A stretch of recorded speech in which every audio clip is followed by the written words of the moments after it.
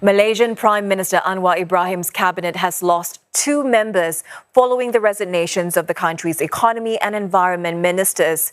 Nazmi Ahmad's exit announcement came just hours after Rafizi Ramli's own notice. Now, both leaders previously vowed to resign from their ministerial roles if they were not re-elected in the Premier's political party contest last week. Economy Minister Rafizi lost to Prime Minister Anwar's daughter, Nurul Izzah, who was voted in as PKR's second in command. He says he no longer has the mandate from the party to translate the people's agenda. Mr. Rafizi will be on leave until his resignation date on 17th of June. Environment Minister Nazmi will officially step down from his role on the 4th of July. Mr. Nazmi acknowledged that his position as minister was heavily dependent on his previous post as PKR Vice President. Now, he says he looks forward to returning to his position on the backbenches of Parliament. And for more, CNA's Afifah Ariffin joins us live now from Kuala Lumpur. Afifah, what were Mr. Nazmi and Mr. Rafizi's reasons for stepping down? Well, both Rafizi Ramli and Nazmi's resignation signal the first major political shifts post-PKR election, and both of them cited the same reason: accountability, following their defeats in the PKR's recent internal elections. So in separate statements announcing their resignations earlier, released this afternoon, first by Rafizi, followed later by Nazmi, they each acknowledged that their cabinet positions were very closely tied to their party roles. With those mandates now gone, they felt that it was only right to step aside. For Mr. Rafizi, who lost the deputy presidency to Nurul Izzah Anwar, he said it was about honouring democratic principles, that leaders who lose party elections should make way for those with renewed support. And as Economy Minister, we saw that Mr. Rafizi had been the face of major structural reforms. He had finalised the 13th Malaysia plan that's set to be tabled in Parliament in July. He had led the Johor-Singapore Special Economic Zone efforts, and he also had been pushing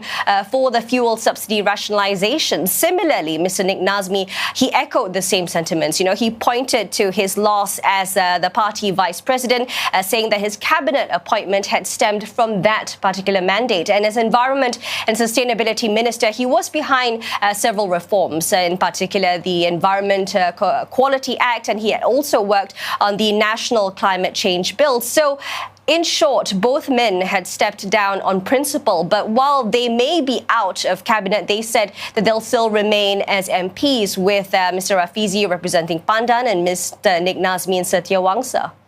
And Prime Minister Anwar Ibrahim previously said that the outcome of the PKR election would have no bearing on the cabinet, but with 2 spots to fill in the cabinet now, how will that impact the government and the Premier's party?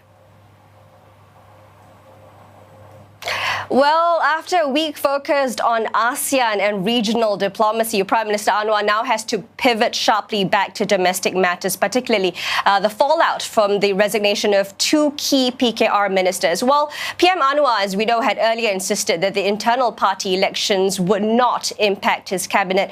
These resignations, again framed by Rafizi and Nazmi as a matter of political accountability, have, of course, forced some sort of recalibration. There had already been speculation of an impending cabinet reshuffle. And so what observers are saying now is that these vacancies may accelerate that process. But with both of these posts vacated by PKR ministers, there's understandably pressure for replacements to come from within his party, PKR, in order to maintain coalition balance. And if you look at the new party hierarchy following that recent internal election, several names are being floated. One is the Selangor's Menteri Besar, Chief Minister Amiruddin Shari, who is a PKR vice president, and he's widely seen as a contender to now be given a federal post.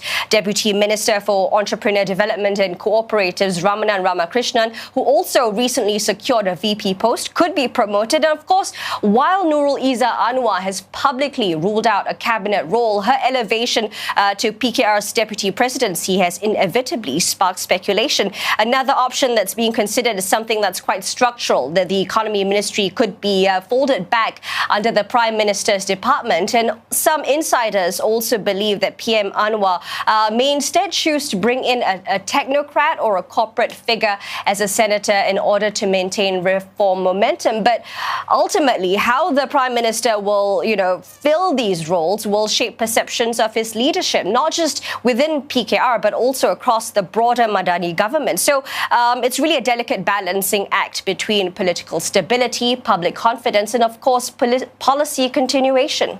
All right, many thanks for that, Afifah. CNA's Afifah Ariffin there reporting live from Kuala Lumpur.